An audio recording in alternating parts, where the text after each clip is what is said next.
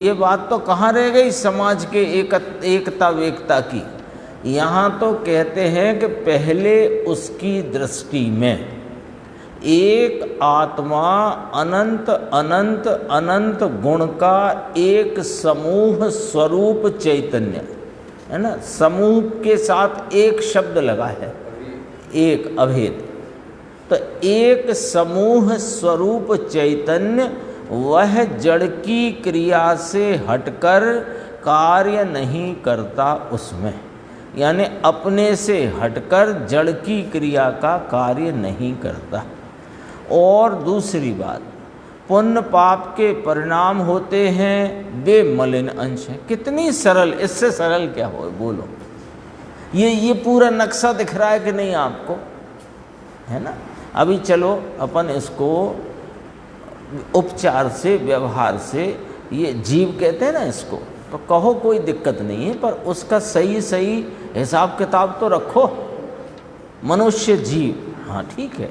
अब ये मनुष्य जीव जो जिसे कहा, उसमें क्या क्या है लिस्ट तो बना लो कि ये देह पुद्गल, कर्म पुद्गल और चैतन्य वस्तु।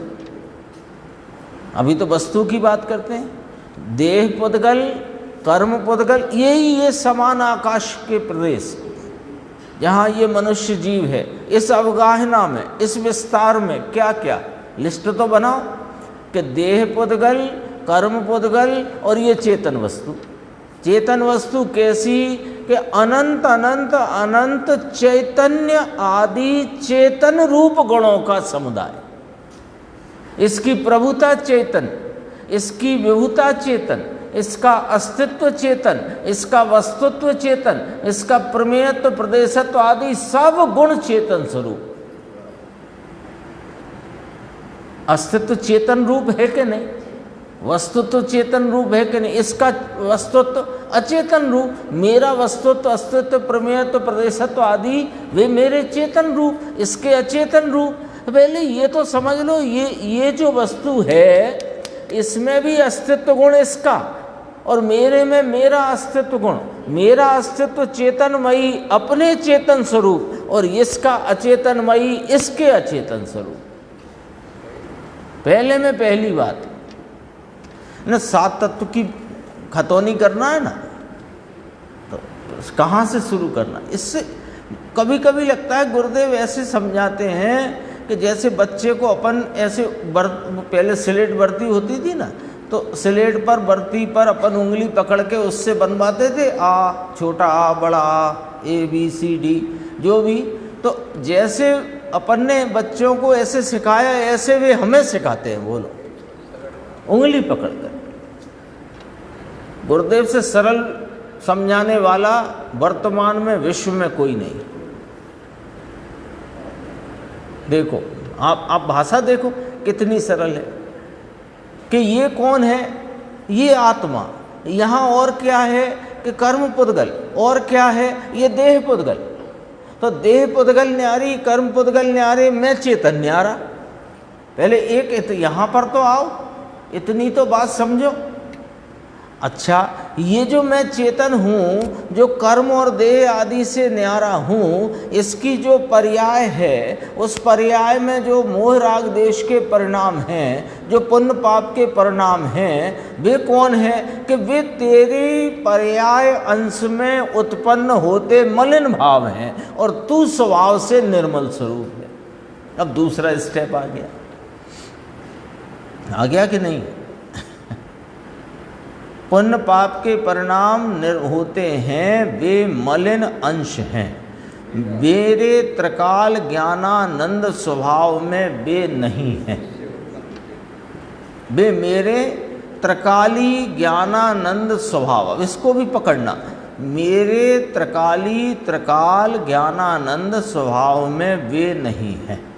रागादि तो नहीं हैं, पर जो रागादि से रहित निर्मल भाव पर्याय में प्रकट होता है, वह भी मेरे त्रिकाल ज्ञानानंद स्वभाव में नहीं है। 3 स्टेप का भेद ज्ञान, यहीं के यहीं करो, अभी कहीं मत जाओ। ये देह पुद्गल, कर्म पुद्गल और वहीं रहा हुआ ये चेतन वस्तु महाप्रभु। तो चेतन वस्तु इनसे न्यारी, और इस चेतन की पर्याय में वर्तमान में परिणमित जो मोह राग देश के परिणाम, वे मेरे स्वभाव से न्यारे, और वे स्वभाव से न्यारे तो वे कहाँ के, वे पर्याय में, और मैं द्रव्य स्वभाव त्रिकाली।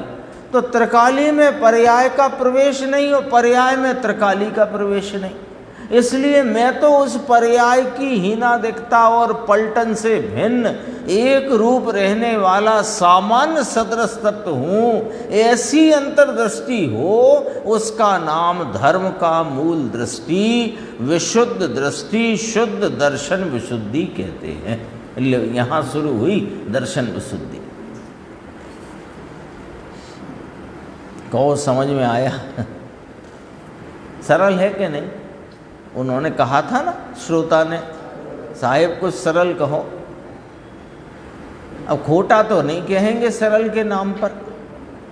तुम सरल की बात करो तो फिर अच्छा सरल करना है तो चलो ठीक है। तुम जो कर रहे हो खोटा, उसको हम अनुमोदना करने लग जाएं तो तुम्हें सरल हो जाएगा। ऐसे नहीं होगा। हम उसकी अनुमोदना करेंगे तो तेरा हित नहीं होगा। क्यों नहीं होगा? कि तू स्वयं उसको करते आया है और अब तक 4 गति के दुख पाए हैं। एक बार अपने हृदय पे हाथ रख के तुम स्वयं पूछ लो कि जो कुछ मैं करता आया हूँ उसमें से सुख की एक कणिका भी उपजी हो तो फिर तुम हमसे कहो तो हम तुम्हारी अनुमोदना कर देंगे। हाँ, देना पड़ती है। कितनी सरल बात है। 4-5 पंक्ति में पूरा समझो द्वादशांग का सार रख दिया। लगता है कि नहीं लगता कि 4-5 पंक्ति के अलावा और क्या बात करना है? और बात भी क्या रह जाती है? इतनी ही पर्याप्त है। लेकिन इसको मात्र सुनने के लक्ष्य में ना लेना। सुनकर के जिस कार्य के स्वरूप के आत्म कल्याण के लिए हम सुनते हैं, उस आत्म कल्याण के लक्ष्य से समझना। देखो फिर